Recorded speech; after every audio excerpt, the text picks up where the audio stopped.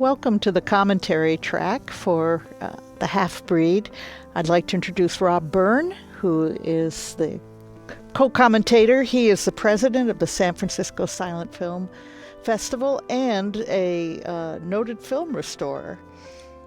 Thanks, Tracy. And I'm here with Tracy Gossel, the founder of the Film Preservation Society and the author of the award-winning and highly acclaimed and highly recommended First King of Hollywood, The Life of Douglas Fairbanks. Alas, it was award nominated. It didn't win. It was, yeah, okay. Should have been. Well, my mother liked it. Okay. We are here to discuss this really remarkable film that was the 9th of 13 Triangle films that Douglas Fairbanks made. He was at Triangle Film Studios for only 18 months, his first film studio from mid-1915 till the end of 1916.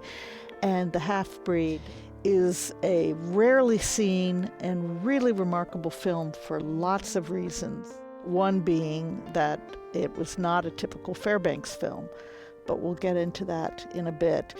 The print that we're looking at now comes from many different sources, because after Triangle went out of business, which it did not long after it lost D.W. Griffith and Douglas Fairbanks, the films were sold and went on to many other lives, including, in some instances, being cut down to 2 reel films with the plot entirely changed.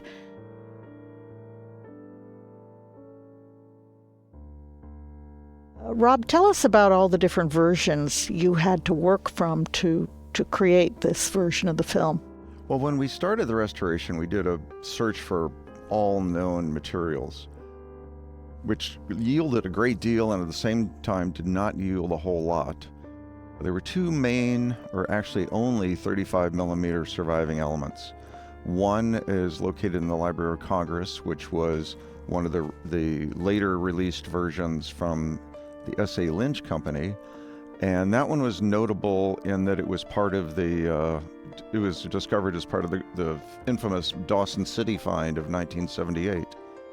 It was in the swimming pool for years. It was a swimming pool, and Bill Morrison's just released a documentary on that entire cache of films that were discovered, titled Frozen Time. So that was one of the sources. It was incomplete and heavily damaged. That's what happens when you're, buried in a swimming pool and sit frozen for almost 100 years. Kids were lighting the little bits of film on fire as it would emerge from the concrete.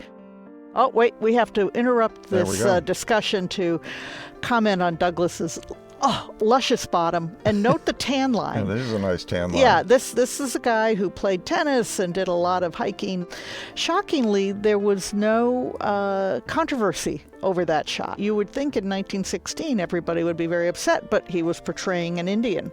And Indians in their bare-bottom breeches were something you saw in the movies then. And there was not, in all my research on the film, there wasn't a single letter or article or anybody who made the least bit of comment on that, what I would consider to be a delicious shot.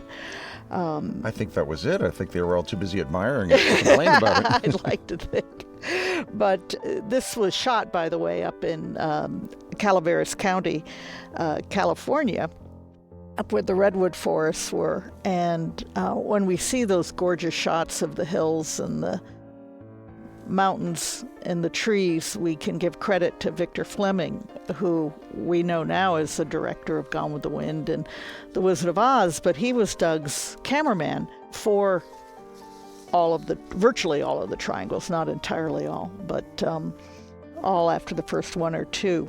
And I think that really shows through. I think for me, especially in some of the outdoor shots, the gorgeous shots of the hills here, the opening shot of the Indian woman climbing the hill with a papoose on her back are simply just gorgeous in and of themselves.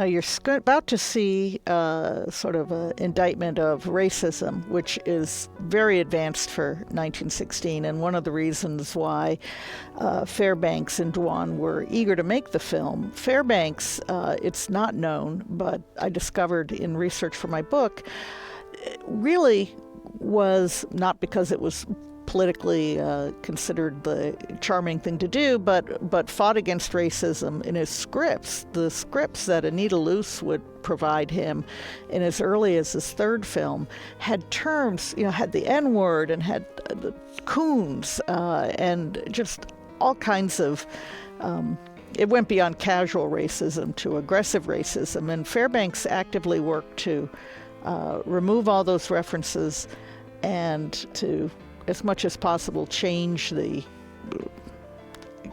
casually racist depiction of anybody of color.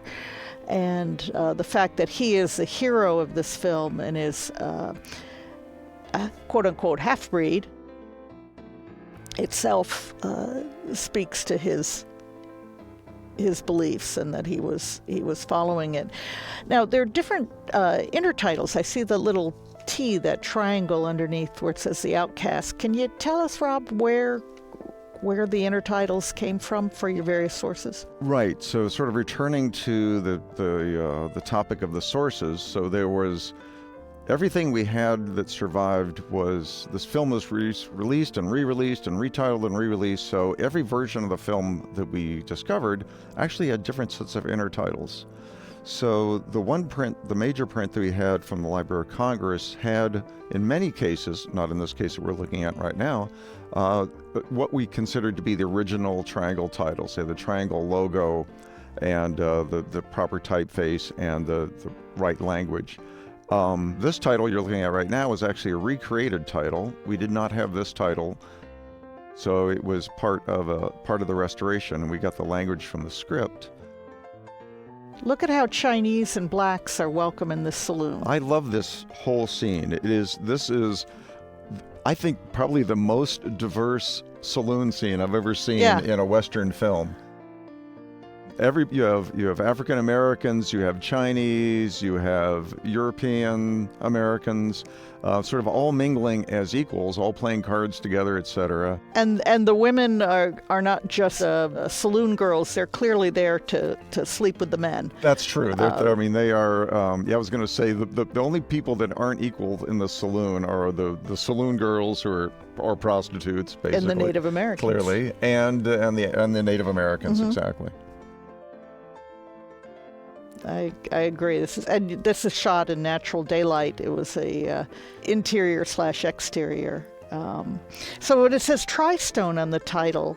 Right. So tell me where that came from. Well, we didn't, for titles that we didn't have, or we knew there was a title but not the proper title. The Cinematheque France has in their collection a title script from a re-release that was put out by Tri-Stone. Okay. So in the 20s. It is in the 20s, and that's where, when we didn't have original titles, we relied on the Tri-Stone script. And even our earliest titles are from an S.A. Lynch print. Lynch re-released the triangles as early as 1917. So a 1916 triangle, Lynch bought the rights to, and within a year of its original release, released it nationally with different posters.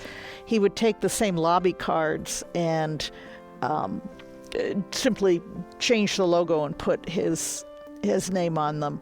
He was infamous. He would firebomb theaters. He was the sort of gangster who people still talked about 50 years later.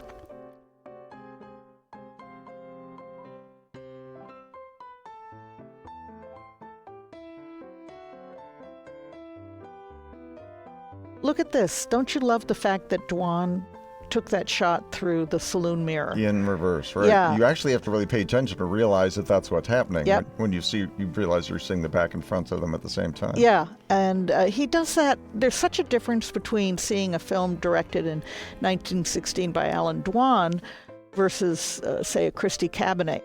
Oh, George Behringer. Let's talk about George. That's somebody that's largely forgotten today. He was 23 years old when he came in, and we'll talk about Sam DeGrasse in a little bit. He played Henry B. Walthall's brother, one of the brothers in The Birth of a Nation. Got got to die during the war. He was an Australian, but he was in films like The Big Parade, Broken Blossoms.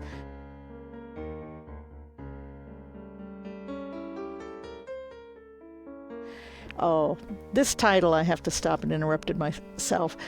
Everybody assumes this brilliant title was written by Anita Luce, who did do the titles for the film. It wasn't. This is directly quoting Bret Hart. And it's such a wonderful way of depicting an anti-heroine. You know, it speaks to the shallowness and frivolity, but oh my goodness, Jewel Carmen is very beautiful. George Behringer was one of the first folks in Hollywood who was gay but was not entirely closeted about it, even before William Haynes. He did have what was called the lavender marriage, where he married his next-door neighbor. That was just sort of to cover himself.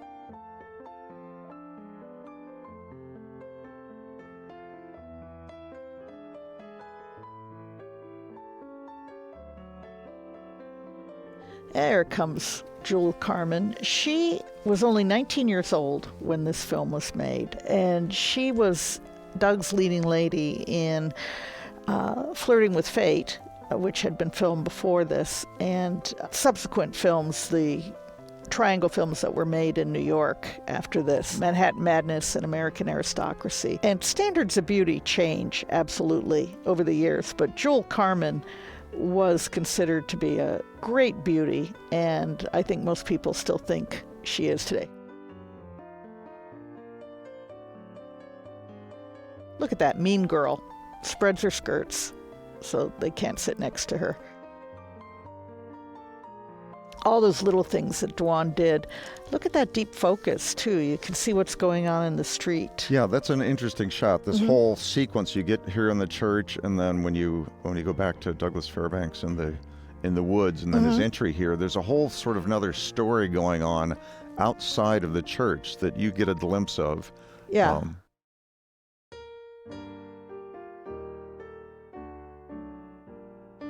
And this whole sequence is an interesting one from a restoration perspective because it combined all three of the sources that we ended up needing to rely on. This really nice bit you see right here, not this bit. There's Dawson City going on. So, that's right. So this is a piece of the Dawson City print. This was the only source available for this shot.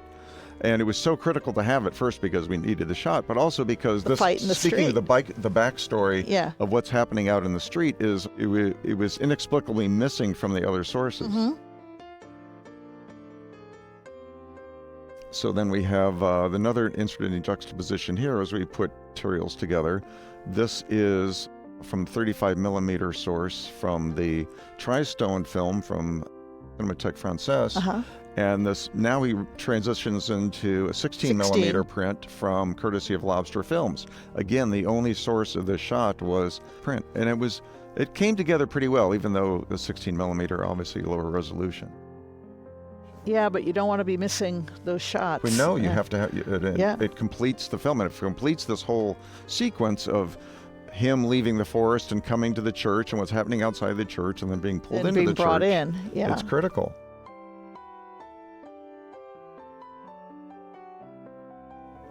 We never do hear the full text and see how it's being illustrated, but I think we get enough of the idea. Walking in behind Doug, the fellow with the mustache, that's Elmo Lincoln, screen's first Tarzan. We'll see him later. There, Mean Girl's got to move over. You know, Jewel Carmen, people forget, but she was married to Roland West, and Thelma Todd, very famous screen comedian. There's a Griffithian title. Very passive tense. That's the way Griffith wrote him. What's Doug looking at Sam DeGrasse there? So Thelma Todd was having an affair with Roland West at the time of her death of carbon monoxide poisoning in a garage. Well, that was Jewel Carmen's garage. So you hear about Jewel in the 30s in books about, or articles about Thelma Todd, but otherwise her career petered out. Now she's in the background. Look at how you've got both foreground and background action. The sheriff is one of our favorite Doug villains. That's Sam DeGrasse, and he was 41 at the time of that filming. This guy had been a dentist until as late as 1910. His brother was an actor. We don't know exactly when he started acting, but it was sometime after 1910.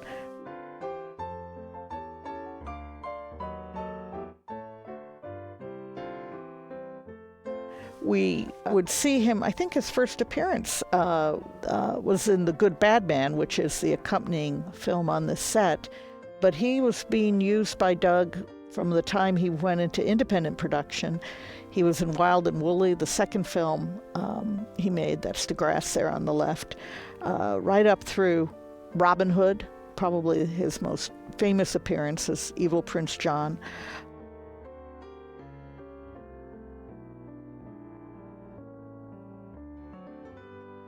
Doug's other favorite villain was a man by the name of Frank Campeau, who had been on, what's the smile when you say that? The Virginian. He had been the villain in The Virginian.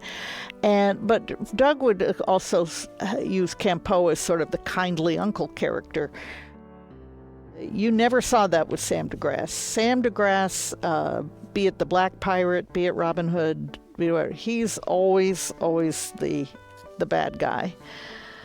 Here's Doug interested in plants, and here's Jewel pretending to be interested, as women so often do. Now, this fence scene has always intrigued me because Fairbanks is very atypical in this film. His arms are folded. He's an Indian. This is how he does an Indian. But we're about to do something a little bit athletic. Very, very Doug-like. Yeah, that's that you know, leap. there's There about you go. 2 or 3 things that he in this whole film where you have And your because typical expectations yeah. are so much more. Because there was so little the Doug persona in this film, it really did flop. We hated kissing scenes. He would do anything once he had full control over his films to avoid being shown kissing the heroine on the screen. But because there was so little Doug, even though this film has got, to my mind, a very advanced and interesting indictment of racism, this film has got really nuanced and interesting female characters who aren't typical for their era. It's got everything that makes it ahead of its time and brilliantly executed for 1916. That's not what folks wanted to see. They wanted to see Doug being Doug. They wanted the smile, the teeth, the leaping, the optimism, and this character's not there. My recollection, when you gave a talk about your restoration of this film, Mm-hmm. the scene that's coming up where he has a conversation not here with the pastor but with the sheriff who is unknown to him to be his father, didn't that also come from different source material and you were able to make a lot more sense of the... That's true. Actually,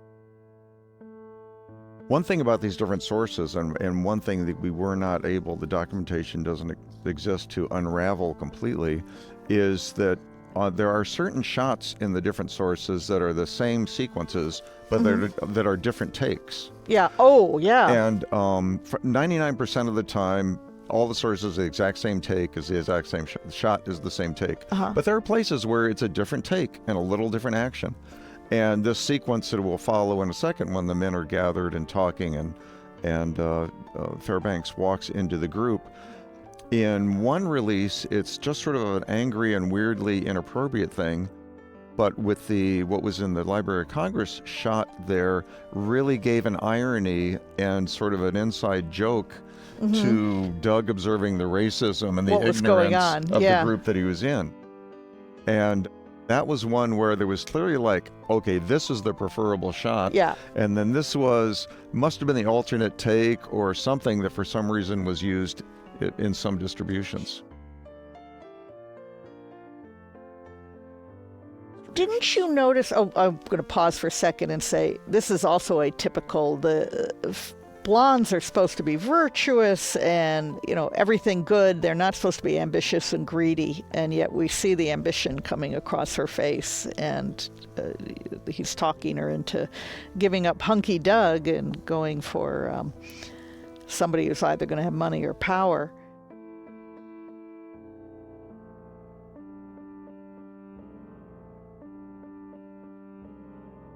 Couldn't you tell that they were different takes because of the way the tail on his coonskin hat was blowing? Right. I mean, you can always tell the difference because people won't be positioned exactly the same and that sort of thing. But it was really obvious in some of these shots because it was apparently windy, so that tail on Doug's hat was flying all over the place. Okay. In one place, it actually blows in front of his face.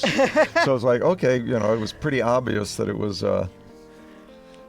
So you put in the take where it didn't blow in front of his face. Well, we put in the one that matched everything else, was right? Going on. The sequence that went with. But clearly, that's not one they would have selected. Yeah. That would have been a second choice. I wish I knew what the title was here. There were all kinds of white men, and then where there was that skip. I think he had a retort, and we'll never know what it was. Right, but even then, I think it conveys the thing. He says, he's saying, well, there's all kinds of white men, and he looks at you guys like you guys. Now, is how I interpret that. Drunken and sottish, I love that word.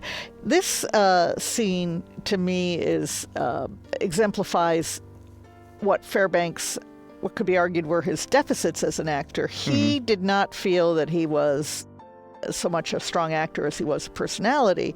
So when it's time to emote, he turns away from the camera. Oh. And you'll see him do this a lot in the early films. But by gosh, when you get to something later like The Gaucho, he's there, and he's there all the way.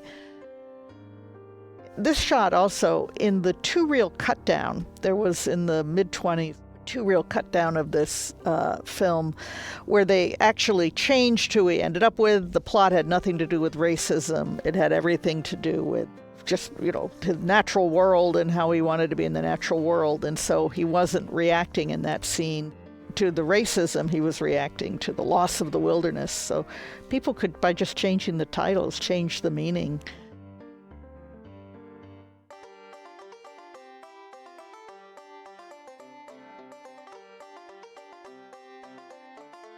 Now we have two new actors coming in, and we'll talk about Alma Rubens at length, but just now we've got the fellow on the banjo is Tom Wilson. Oh. Did you notice she stepped out of the wagon? Now she got down of the wagon, now she's back up. Was that the way it was in the original cut you had? Or it was. It was. I assume it's an original continuity error that they wanted the close up and then they just wanted the long shot. Well, D.W. Griffith was infamous for continuity errors. Not that Dwan was anything to do with that. Tom Wilson. Now she gets out of it again. Yeah, there we go. Tom Wilson. If I always think of Ward Bond as the archetypical character actor, and Snitz Edwards was the Ward Bond of the 20s. Tom Wilson was the Snitz Edwards of the teens. He had 293 credits, and if you have a sharp eye, you'd recognize him. He is policeman in The Kid. He's a cop in Dog's Life. He is in Battling Butler. He was a trainer. You'll see him in Birth of a Nation and Amarillo of Clothesline Alley. I mean, he's just everywhere. And it's fun to see him. It's fun to recognize him.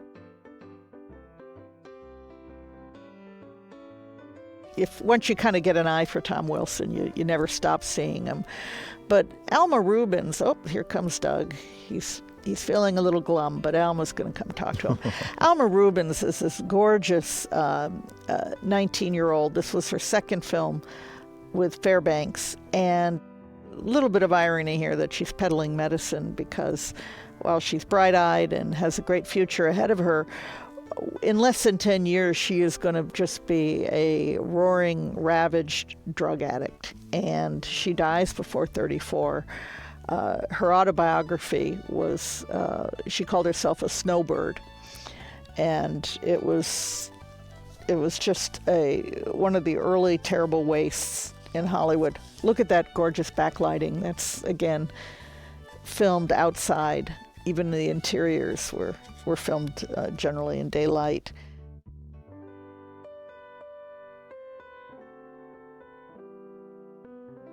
And this is one of those nice shots. This film is filled with nice shots, but that's one right there. You really get sort of, first of all, it draws you into the location, but it's also meanwhile over here, and it's also outside looking in. It sort of gives you all these things at the same time. Yeah, Doug is outside looking in Exactly, for much of this exactly. movie. Yeah, good observation. And Dwan would film things. You'll hear me talk about that when we do A Good Bad Man. Oh, let me pause here. Belle the Blonde, Winifred Westover. That title was originally found in the saloon introduction scene, but the shot of Winifred was missing. So every print we had, it would say Belle the Blonde, and then it would cut to the drunk. The drunk guy. So it was very confusing. Yeah, this is the one instance where we moved the title, or you moved the title.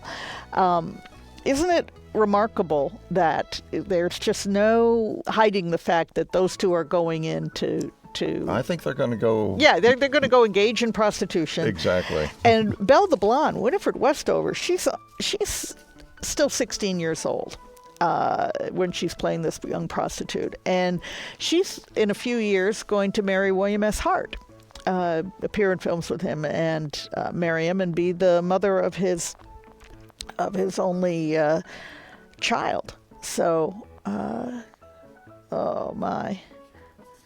Look at the lighting. There are so many shots in this film and also of you get light from within shining without. You get the exterior scenes in this film.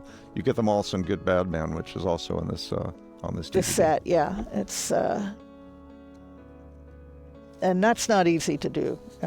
That's especially not with film stock of them those days. Yeah. People were trying to do what was called Belasco lighting. On the stage, David Belasco would have these very natural light sources, and people would be lit by fireplaces and things, and everybody was shooting for Belasco lighting.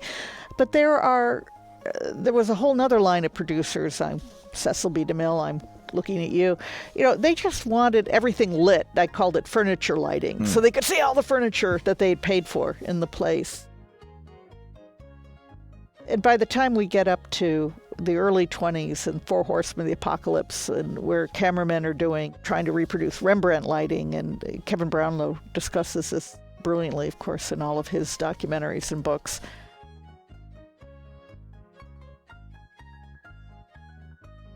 You look at this tavern scene versus the tavern scene in Reggie Mixes In. It's just a richer experience. There's so much more to see what's going on.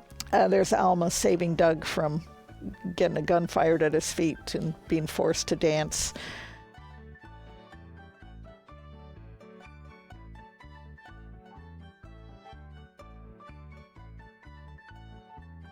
Maybe this is a time to mention Donald Soson's brilliant score. Oh, yeah. Brings it to life. He does. He's just one of the... we're in the saloon. We're here. We're back to that tinkling music, but he follows the emotion of what's happening. And...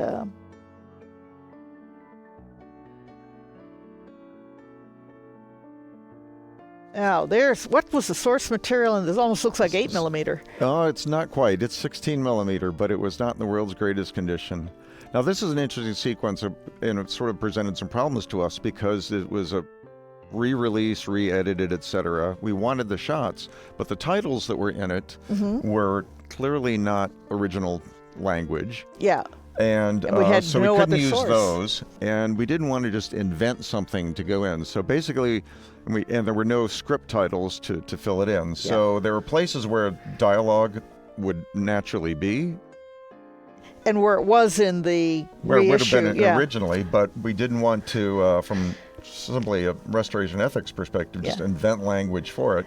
So we just left it because the meaning is so clear anyway. It really, you're not missing anything. Was this from the 2-reel cut down, or was this from Serge Bromberg's This is Lobster? from Serge Bromberg's print from Lobster Films. Actually, at the end of the day, there were only 3 sources that we were used. There was the Lobster Films, the 35mm Tri-Stone re-release for Cinémathèque Française, and the S.A. Lynch film. Library of Congress. Library of Congress print from the Dawson and City mostly Fund. from the Dawson City, we use the titles because we had, see, right there where he's saying, I could have handle that myself. I didn't Right. need your And help. clearly it was Yeah, something to it's that like, effect, you right? big dumb You jerk. you didn't need to jump But in we'll here, have to just, for the sake of purity. Right. Oh, look at this. We've been sleeping with this guy all night. quite clearly. We could get into the whole discussion of censorship in films, but there are, from print to print, there will be parts of shots missing because local censors would snip them out. Might not have, the people in Boston might not have seen Doug's butt. You don't Yeah, know. well, no, they saw Doug's butt. Every print you had Everybody saw- Doug's butt. that's Yeah, right. come on. Well, We're not but- going to, that's beauty. But there's the prints we don't have. That's art. It's right. But for example, I once saw when Tolerable David, which I had on Super 8, finally came out on, I think it was Laserdisc. Dang, it killed me. There was a shot missing of Ernest Torrance breaking the brother's back and neck, where he jumped on him and broke it. As somebody somewhere, he actually looks pleased to be stabbed. It's a sign of love. He's a knife goes in. There goes Alma. Along with the extra features will be some stills, and one is of the entire cast and crew, including Doug's mom, who jumped off the cliff, all gathered around in the downtown set. And Alan Dwan is there. He had claimed that, oh lordy, I forget what Western hero, not Wyatt Earp, somebody had been an extra in this. Oh, it's Wyatt Earp. It was Wyatt Earp? Okay. During the restoration, I was contacted by somebody that was a Wyatt Earp expert, Yeah. and they did all these things, and I gave them materials, and they went frame by frame. Can't find him. You can't, nobody could, these experts cannot identify him, but I do see that somebody has updated IMDb that says he's in the cast, Well, but I think yeah. that's not to be believed. It's, I would not, in my book, I originally did not claim one way or the other whether Doug was in Intolerance. And God bless Serge Bromberg, he found a shot. I've looked at that film 25 times. Most recently, I looked at every frame trying to find a lion because there was supposedly a lion on the Triangle set, blah, blah, blah.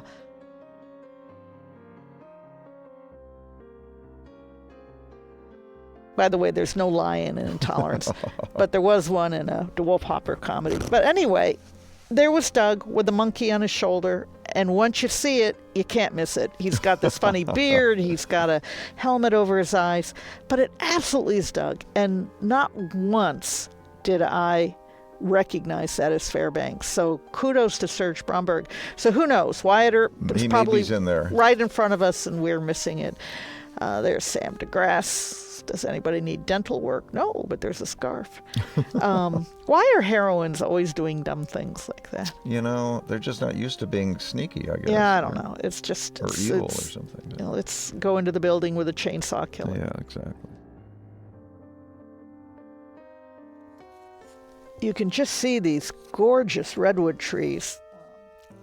Was it The Jumping Frog of Calaveras County, Mark Twain's first published work? That was the only way I knew about Calaveras County until I was researching this film. And when we get to Good Bad Man's commentary, Hugh Monroe Neely did some brilliant work on the locations, down to, okay, we're filming from this shoe store now, and here's this church. Here we don't have those kinds of specifics, but where's John Bankston when you Somebody need him? needs to go out and find. Now, this is the tree that he was in. Yeah, and this this is is the tree she sat on. That's Because right. I would bet anything those trees are all still there. Now, wasn't that knife missing in one of the sources? The Yes. grabbing for that was a which would make this a lot harder to understand. But some censor didn't want that knife showing. Look at that gorgeous. Yeah, all this photography in the redwoods, they really do. The textures and the depth. Yeah, and the It's really backlighting. gorgeous. Yes, I mean, there it's you go just- again, right there. Yeah. As a matter of fact. It's everybody thinks of backlighting as coming from Charles Rosher. Of course, it was much earlier with Billy Bitzer using the reflectors back in 1910 with the Griffith Biographs and Mary Pickford. And one magic day, I was screening. Whoop! There's Doug Cotter. The 1910 biographs at Pordenone, and you look for it, And there was the day where suddenly half the shots, everybody's face is in shadow, and the other half of the shots, suddenly you could see their faces and the hair was backlit, and you could tell which shots were taken before lunch and which were after. Oh, this keep away scene reminds me of another area of expertise you have, which is glass slides, the coming attraction slides. Was it not you who found the slide for this film? No, I think it was you, wasn't it? Well, I bought it, but I thought you found it on eBay. No. I thought you full marks to you on that.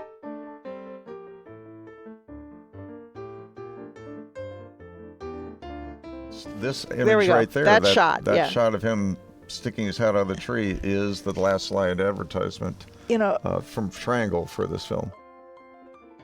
Of all of Doug's triangles, this one for years, that bar across the shot, that's just... It's a printed in frame line from when the film was duplicated back in the day. Whenever. Yeah. So it's one of those things that's basically impossible to get rid of. No, well, it's a historical artifact. It is. It's part of like the film. Thomas Jefferson's thumbprint on the Declaration of Independence. That's what we'll call it. Oh, Doug's butt again. There I'm we sorry. go. Covered with buckskin, but still it's to be okay. admired. We can all imagine. Yeah, but this is the only other kind of playful sequence. That and where he grabs the trees. That's right. It's about the only other time he smiles. Here he comes. This shot will then be replicated backwards later in the film. And the only trick shot in the film. Yeah, the only trick shot of the film. But it's very, very, very hard to find material on this film. There are no lobby cards thus that I know of that have survived. But very recently, within the last year or two, a discovery was made of a auto repair shop that had been a movie theater until 1916, 1917. And they converted it to an auto repair shop. They stuffed the posters, including material for Theta Bara film, some of the Fairbanks triangles, in the walls and the ceilings as insulation. And they were found, and a pristine 6-sheet for the half-breed was recovered. And it, Doug looks grumpy on it. What can I tell you?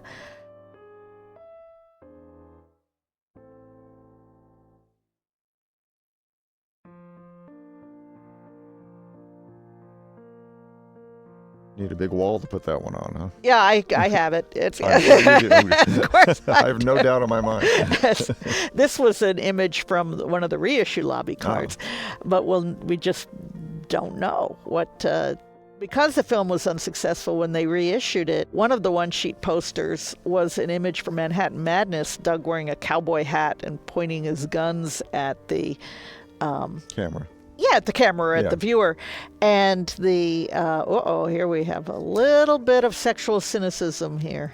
I love the way this thing unfolds because it tells you actually a lot about both characters. Yes. I mean, it tells you both it gives you an insight into her past and her expectations. Yeah, and he looks so darned innocent. How she's been treated before, and also obviously reveals his golden character. Right, or just plum innocence. Well, it was the first cluelessness, and then he stays clueless. He don't think he really. Yeah, he's like, well, it doesn't really. Well, I was going outside. I love the fact that she starts undressing. Yeah, I know. She rips her own dress open. What I expected. Okay. Oh yeah. And he's like, okay, I'll be outside if you need me. Yep. But again, very frank for 1916. Absolutely. And yet not Game of Thrones explicit. It's implied, and it's enough. It's what we need. Yep. It's I think it's wonderful. Also, she's a sensitive performer. I mean, she's very expressive. Yeah. I mean, without overacting. I mean, you get the emotion in her eyes. The Burnham girls. There's Doug being an Indian again. Fold those arms. That's how we're an Indian. Could be carved out of wood at that point. Yeah, a little bit. Yeah, and the it's again, I think, why they changed the advertising material for the reissues, and they renamed it too. one version was, I don't think it was in the Carquinez Woods. It was, There is one like that. I've seen an advertisement for that. In fact, you're speaking for lobby cards. I have seen the images for a couple of lobby cards for the film called The Flames of 49. That's it, The Flames of 49. And it was one of the key, not a key to the restoration, but it was helpful in the restoration. It had some of those shots that we didn't have. There were the 16 millimeter that we were talking about earlier with the Indians and the fighting outside the house, were shots that were used in those lobby cards for The Flames of 49. That's great. Here we have the hospital scene. There's Elmo Lincoln standing behind Tom Wilson. And Elmo is all of 27 years old there. Doesn't know he's about to be the screen's first Tarzan. But he had a barrel chest like you would not believe. It was a good pairing, him in a lion skin. Loin skin or lion skin? Whatever. This sequence also I thought was remarkable because it wasn't just that you had different takes for this, but you had shots that were, mid to close-ups in one version, and in another version you would have a group shot like this. Yeah, absolutely. This was one that was, it was filmed more than once, and it was, you had a medium camera and one that's more close-up. You're sort of medium here, right? You're getting it from the waist up. Yeah. But then the other alternate shots were basically from the chest up. They weren't super close-ups, but they weren't incredibly tight, but you were much closer to the scene, especially when Jack Brace runs in with the news that is about to be revealed. Don't be a spoiler alert. Oh no. Fairbanks really paid very close attention to the toll, what the earnings were of all of his plays. He would sort of hang around the ticket office and see whether they were doing well or not doing well. And of his films, it was something he paid close attention to. He was more of a businessman than a lot of movie stars were, or that he necessarily gets credit for.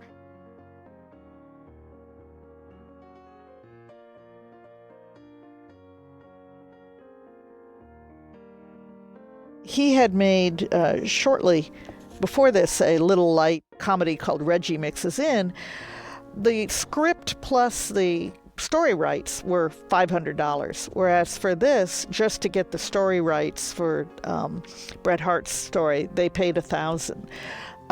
Reggie cost, I don't know, maybe $13,000 total. This film was over $22,000, and yet it failed when they had great hopes for this, and frankly, he didn't think much of Reggie Mixes In. In retrospect, it's charming, but he wrote later that, I'm quoting him here, "We were beginning to get an idea as to what the public wanted to see me in. And after The Half-Breed, he never deviated from the formula again." Nice shot of Jack Brace there, George Behringer. He was either in sort of Ruritanian romances, he was in screwball comedies, he was in westerns, but he would always stick to the formula that the Doug personality was the center of the film, and that it was built around that. He never made a film really that dealt with such subtlety or nuance again until perhaps the Gaucho. Ooh, there's a lovely shot, isn't it? That is a nice one. Yeah. That's cinematographer right there, he's folks. and Dwan set up that placement, between the trees framed by those redwoods, and then Fleming doing the lighting from behind. And I think Doug and Dwan and Triangle need to be applauded for their effort, but also they need to be recognized for recognizing what didn't work and making, it's both show and business, and making the smarter business decision. And that gave him the freedom to go on and make other films from literary sources such as The Three Musketeers. But he always made sure it went with what his persona was.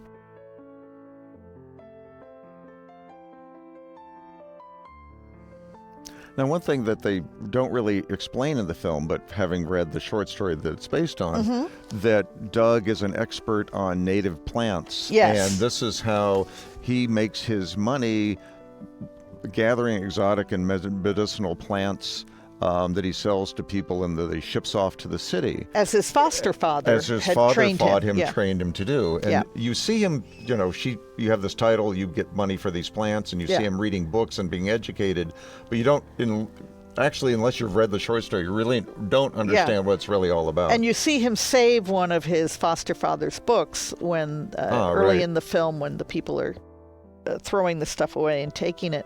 Now the film, while it was a failure, it got really, really glowing reviews. Photoplay wrote that it was up above the ordinary level of mere narrative, up beyond ordinary pictorial beauty, up in sheer daring of caption and situation. Boy, that's true. Up in the way it gets you.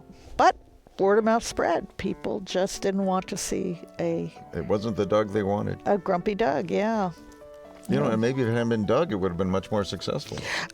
Possibly, or I mean, just as a star Yeah. a star that had a different persona if it with had that been expectation. Thomas because Meehan or it's something. because it's such an incredibly well-made film. Yeah, maybe William S. Hart. Yeah. He could have.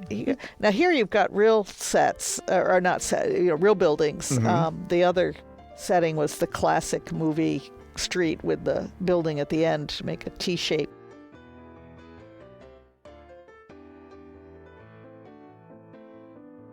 Dusty roads.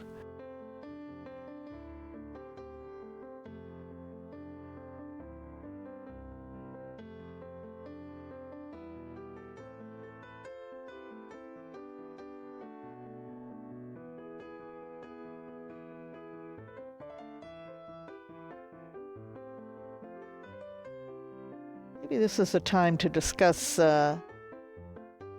Doug's improper offer to Alma Rubens.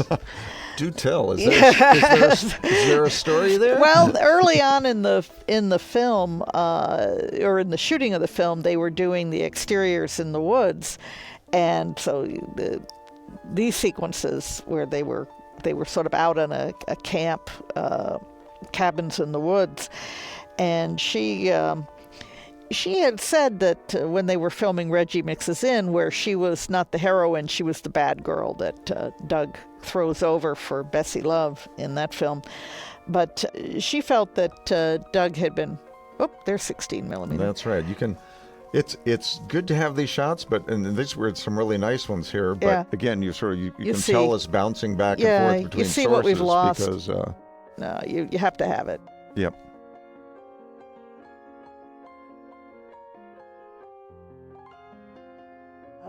She said that the company was quartered in shacks in a mountain resort. 2 a.m., she was under her blankets, afraid of the sound of what she thought were wolves or coyotes. And there was this tap at her window, and she quoted a husky whisper outside, "Alma, Alma, open the window and let me in."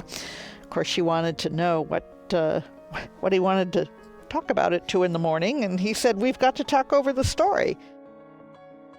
Whether she bought that or not, I don't know, but she opened up the sash, and he came in, and I love her description. He came in feet first.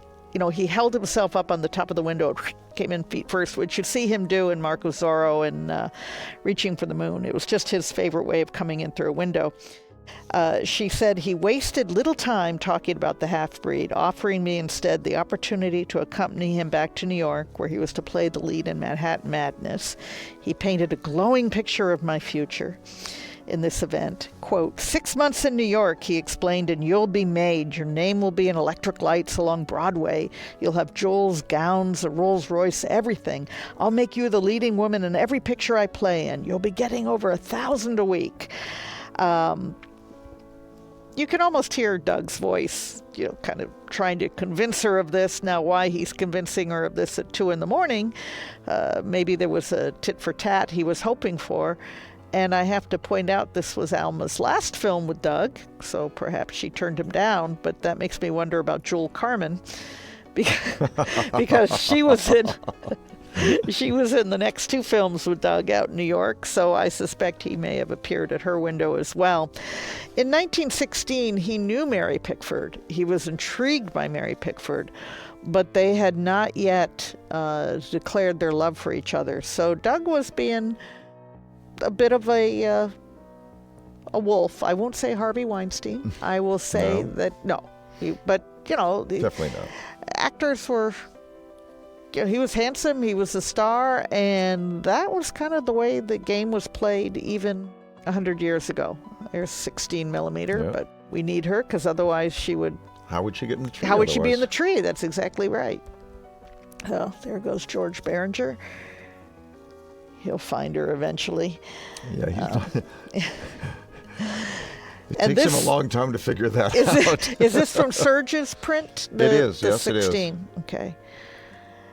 I think of your early restorations, this was probably the greatest patchwork job you had, didn't you? Compared to. Well, What about it was one of them. I want to say the Pola Negri.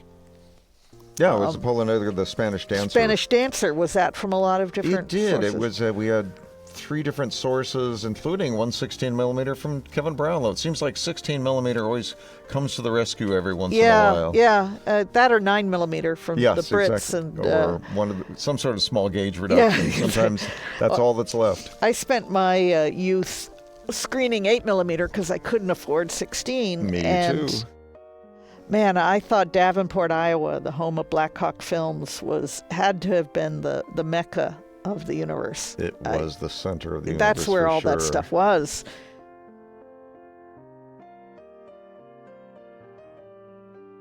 I think about it hard enough, I'm sure I can still remember their mailing address. Oh, Phelan, the Easton Phelan building. There we go. I knew it. Davenport, Iowa. I Yep. don't think it had a street, did it? Street. I remember the Phelan. Yeah, Easton Phelan building. What's in it? Yeah. There's our heroine has taken off her shoes. And he's still interested in plants. But, It's always the plants. Yeah. Everybody's gone, oh. And he's still standing there trying to figure out what's going on. Meanwhile, they've had their whole conversation or whatever. He's carried her back and forth. And Jack Brace, not the brightest bulb in the chandelier. Not the lightest,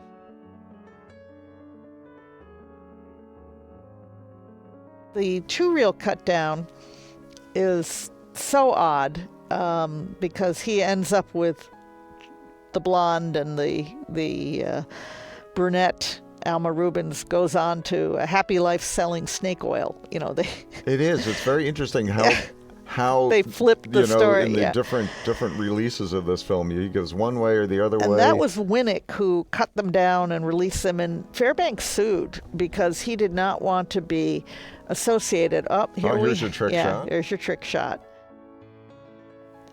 And he does an amazing job of obviously having done this walking backwards and everything. It still looks quite natural when played in reverse. Brownlow shows Chaplin doing some brilliant backward film in his mutuals. I think the fireman especially, the one shot Chaplin that shows the axe at the foot. Yep, exactly. Where it looks like it just misses the foot, but that's where it starts. Over and over and over and over, yeah. Right.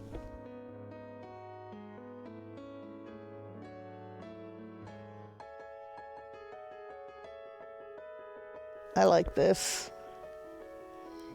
He's slow on the uptake, but he's starting to realize that he likes her. He'll figure it out. So Fairbanks sued because he wanted those cut downs not to be released. He didn't want to be associated with 2-reelers. And ultimately he lost because he was not the producer of the films. He did not own the films. He was work for hire. He was an actor. And it was only this first 18 months of his career that he was an employed actor and not a producer. And what's astonishing to me is how much he learned in those first 18 months. Now this has got to be Dawson City, isn't it? It is. It's actually there is a decent amount of Dawson City material in it. But every once in a while, you get a shot that was just so ravaged. Yeah. You know, a lot of times you was able to clean it up so it's fairly clean looking, but some of the shots were just, you know, the emulsion's gone, and then when it's gone, it's gone. But you don't want to miss those shots. Now, didn't you said Doug was unsuccessful in suing? Yeah. I mean, Chaplin had the same thing, right? What happened there is SNA reissued. Unsuccessful. Yeah, they padded them and made them 2-reelers, 3-reelers. Or created new ones like Triple Trouble and with material that he did not want in his films. He felt were unsuccessful takes. But he was also unsuccessful in the same story. Yep. So he was better off being his own producer. Right. Now here, this was the sequence you said that there were. So the alternate takes they have them much closer. Much closer. You have. I'm holding it in my hands here like the people. That's right. You're framing. Can see my hands, but it's framed much tighter from basically just below the shoulders. Now this is almost comic, where he pulls the guy's Sam DeGrasse's hands off his neck. Yes.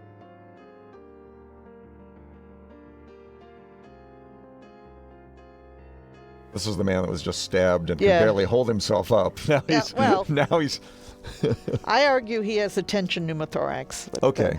I don't know what that is, but it sounds bad. It is bad. When you've been stabbed in the chest, if with every breath you take, air comes into that pleural space but doesn't go out, eventually you pinch off your inferior vena cava and you don't get blood returned to your heart and you die. But wasn't he stabbed in the back?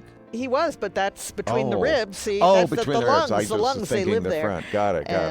So, of course, he probably would have died sooner, but for the purposes of the film. Oh, well, he's got to keep walking for a little while. Yeah, he's got to go for a bit. You're going to miss the big reveal, and then you know, nothing will make sense. The sympathetic depiction of Native Americans doesn't start with the half-breed. D.W. Griffith's biographs are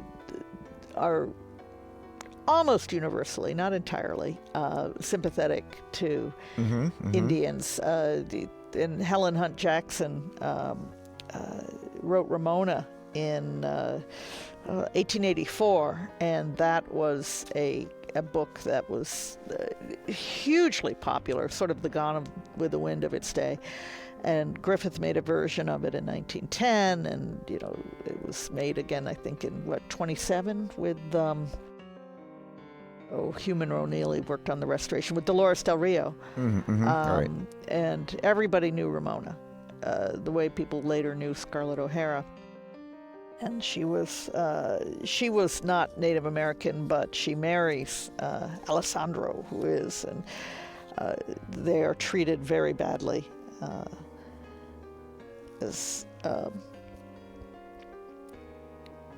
being treated as Indians, and they're treated very sympathetically in the book and in the films, and you're actually rooting for them. So as often as there were films like Birth of a Nation, there were also voices on the other side right arguing against that kind of thinking. And again, 100 years and more ago, he's so happy that he thinks Doug is having sex with just you. You're Mexican. That's fine. I don't care what you you're kind are. of brown. It doesn't count. Yes. Yeah. If it was blonde Nellie. But see, okay, there's our ranking. You're higher ranked if you're a Mexican than if you are an Indian. I think that unfortunately in this world you were lower if you were black, and God knows where the Jews were, but it was pretty low down. And that's why Fairbanks just assiduously hid his entire life, the fact that his father was Jewish. Now, his father was baptized and converted at the time of his first marriage, but that didn't count. He was Jewish. It was Jewish blood, and he was actively ashamed of it, which was not to his credit. He spent his whole life kind of pretending his father was John Fairbanks. I always wonder if the title should have gone there. It was a little jump. Yeah. But sometimes it's just a break in the film. Sometimes but sometimes it's quite obviously enough of a change is like, there was probably dialogue there or something. Or that's where the title was. You don't know, but you have to leave the title where you found it. Except again in the course of Belle the Blonde. Evidence to the contrary. Yeah, you have to leave it where you found it. It drives me nuts. And there he goes. Attention, pneumothorax. Finally got him. He's down for the count. And again, Donald Soson's score, do do do do do, and it stops to imply. At the Burnhams, and this is all in the Bret Hart short story, The Burnham Girls, and it follows very faithfully the story, except the end. Bret Hart's story has a very unhappy ending, which implies, of course, the film is going to not be that tragic or as tragic. But in the end of Bret Hart's story, Lo and Teresa, I was about to say Maria, I got it wrong, and the sheriff, they're all burned to crisp. Awful. Now look at this. There's our mean girl. See what she's doing? She's pretending to be a squaw. Oh, I never picked that up. I've obviously seen that scene about 1 billion times. She's wrapping herself in that blanket and holds herself that way, and then laughs with the Burnham girls over this. Yeah, aren't I a squaw?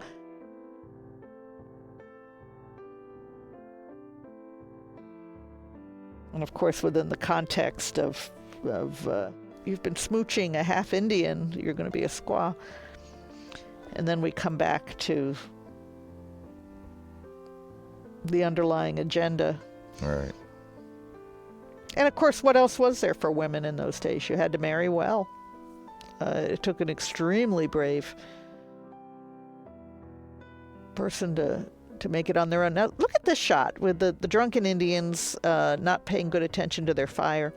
Well, more than not paying good attention, they run around with firebrands. Yeah, that comes in a bit. Intentionally setting woods on fire. Spoiler alert. Sorry. Well, they're about to do it, so there you go. You've seen this shot I'm not sure why. Well, the extra materials that will be included with this film is a still that was taken on the when they were shooting that scene where they tied Doug up to the tree and they're all trying to scalp him. Oh, that's great. The extras who play the Indians. And Doug looks more cheerful in that shot than he does for the entire film, except maybe when he's hiding in the log. Oh. The New York Times said he was more like Peter Pan than not, hiding in that tree. That's a gorgeous shot. Now, I argue, although you couldn't do it, we had no evidence of the original tinting. I argue those night scenes with the firebrands would probably have been tinted red. And the subsequent fires. I mean, I think it clearly makes sense that. And otherwise, night scenes. The would night have been scenes blue. blue. I mean, there's so much that happens at night in this film. But unless and there's places that's ambiguous. It's like that it would help to be tinted blue. For instance, there's a light source. It must be night out. Yeah, but you don't know. You don't know. Or if it's an interior, it would have been kind of a golden color. Right. But everything we found when we did see tinted, and it was always in a reissue. It was always in a reissue. It was always 16 millimeter. It was always just universally amber colored. Burn. I'm sorry. Douglas read the letter, and it's a form of burn. And now we have a literal burn. There we go. The Carquinez woods are on fire. Oh, before he drops his letter, jumps over the fence. But the reissues and non-roadshow prints were often all amber, and the original issues and roadshow prints would be carefully tinted and toned. I know the Pickford Foundation has a version of Little Princess where I think there were multiple versions of pink. And multiple blues, and they're working on restoring, and it's going to be, look at how that tree caught fire. They had to work very carefully with these fire scenes with lots and lots of fire marshals, et cetera, nearby, so that they did not catch the real woods on fire, because you saw how dry some of those trees were. They just and there's some great choreography here. I mean, you'll take two steps forward and something giant flaming thing will fall in front or behind. And look at that backlighting. And Fairbanks' eyebrows were singed off. I'm not surprised. Filming this, when one point in The First King of Hollywood, I list his sundry broken bones and torn this and torn that, and he really did lose his eyebrows filming some of these fire scenes. Now, missing title here, she's telling him. Right. I don't know if she tells him that he's your dad, but she certainly tells him the sheriff is in the woods. I think she tells him that he's I think dad. You're right. Why else would he have such urgency to go get that son of a gun? The evil guy that was mean to him. Right, let him burn. Well, he's a hero.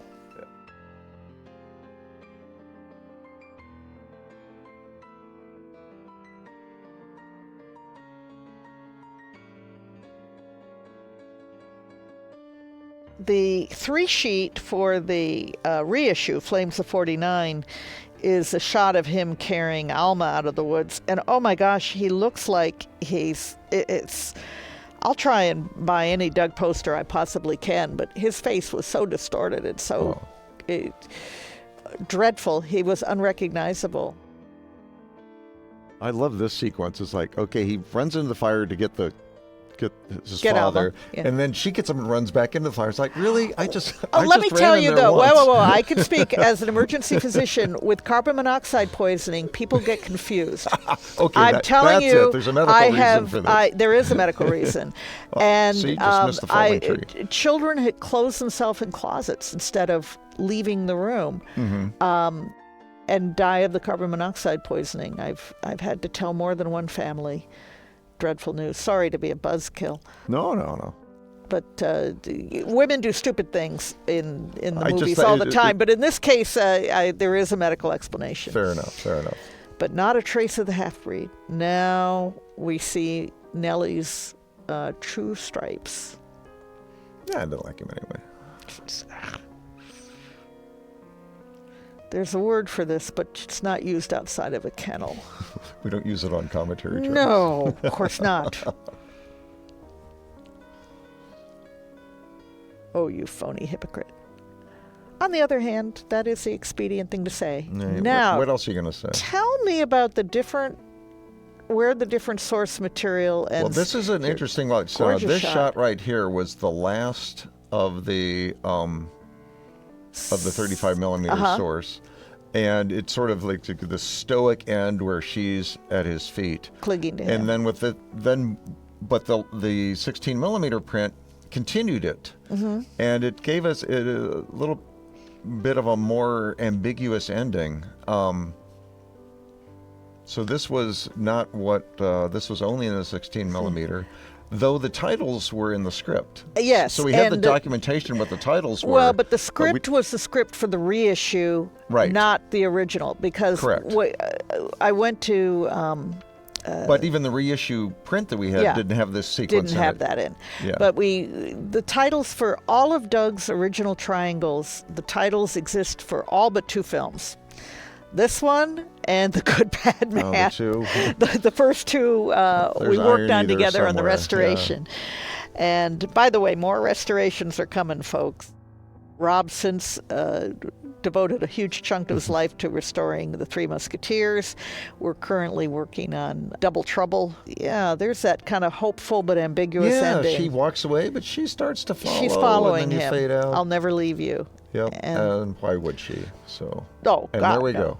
There we go. There we go. Our first commentary. Well, thank you. Thank you. And I think it's been a pleasure. Yeah, we'll let everybody listen to the music. Now they know a little something about everybody except Frank Brownlee. I forgot to talk about him, but you know what? He isn't the least bit interesting. And you heard it here, folks. But Donald Sosin, tremendously gorgeous, talented. Really wonderful score. Fabulous music. We're really fortunate to have him on this film. And we owe our debt to Celine Rivo and Serge Bromberg and Mike Michon. well, you can read all the whole gang. The whole gang. It takes a world of people to. It really does. To save these things, and they're not. No one ever makes money restoring these films, so please don't throw this up on YouTube. Urge your friends to go out and buy a copy. That's right.